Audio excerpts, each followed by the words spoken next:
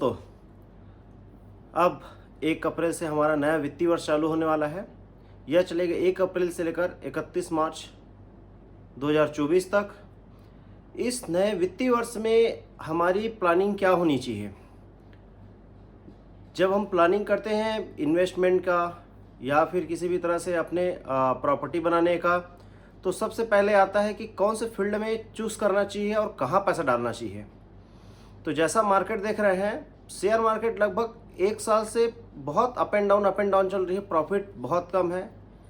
उसी कारण mutual fund का भी वही हाल है, एसआईपी का भी हाल है। गोल्ड भी बहुत ऊपर नीचे चल रही है। कमोडिटी एक्सचेंज में चाहे गोल्ड हो चांदी हो, मार्केट अप एंड डाउन हो रही है, कभी जा रही है फिर नीचे आ रही है। तो अब बचा कहाँ, हम कहाँ पैसा डालें? तो हमारा पैसा डालने केवल एक जगह बचता है, वो है रियल इस्टेट अर्थात प्रॉपर्टी।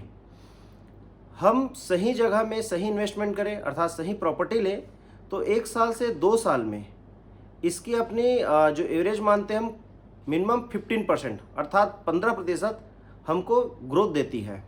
जी हाँ, बिल्कुल सही सुन रहे हैं। जहाँ मार्केट दूसरी मार्केट हो, चाहे शेयर मार्केट और कहीं और हो, जो 10-12% हम एवरेज लेके चलते हैं ईयरली ग्रोथ का, एफडी में तो 6% 7% रह गई है। वहीं रियल इस्टेट ऐसा सेगमेंट है जो हमको ईयरली 15% प्रॉफिट देती है।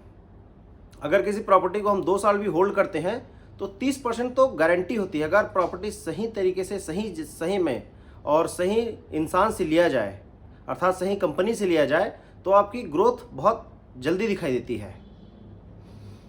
और अब मैं ये अभी वीडियो क्यों डाल रहा हूँ, क्यों बना रहा हूँ? क्योंकि हम आ गए अप्रैल में। किसी भी प्रॉपर्टी का एक रूल होता है कि उसका क्लोजिंग टाइम होता है मार्च में मैक्सिमम चीज़ें क्लोज कर दी जाती हैं।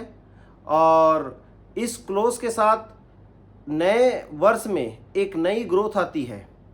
चूँकि मार्च के में टारगेट पूरा नहीं हो पाता है या फिर मार्च में किसी तरह से अगर प्रॉपर्टी नहीं बिक पाई तो अप्रैल में लोग चाहते हैं अप्रैल मई तक उसी प्रॉपर्टी को कुछ अच्छे रेट में या फिर जो रेट चला रहे हैं उसमें ना बढ़ा के उस प्रॉपर्टी को जल्दी बेचा जाए। तो हमको जब भी प्रॉपर्टी खरीदना हो तो खरीदे जनवरी फरवरी मार्च में या फिर अप्रैल मई में। बिल्कुल भी हम वेट ना करें दशहरा दीपावली या फिर न्यू ईयर का या किसी स्पेशल ओकेशन का। यहाँ पे आपको वो प्रॉफिट या फिर वो फ़ायदा नहीं हो पाएगा जो होना चाहिए। वास्तविक फ़ायदा होता है हमको अप्रैल मई में। तो जब अगर प्रॉपर्टी आप लेने का प्लान कर रहे हो तो अभी मार्केट जैसे ही खुलेगा 1 अप्रैल से 1 अप्रैल 2 अप्रैल मैक्सिमम सब छुट्टी में रहते हैं। 3 अप्रैल 4 अप्रैल से जाइए, प्रॉपर्टी देखिए और प्रॉपर्टी में 2 जगह 3 जगह पता करने के बाद उनके डॉक्यूमेंट्स पता करिए। अगर कोई कंपनी रेरा अप्रूव्ड है टीएनसी तब भी उनके डॉक्यूमेंट्स पता करिए। कभी कभी टेक्निकल ईयर के नाम से टीएनसी कॉलोनी में भी प्रॉब्लम्स आ जाती हैं।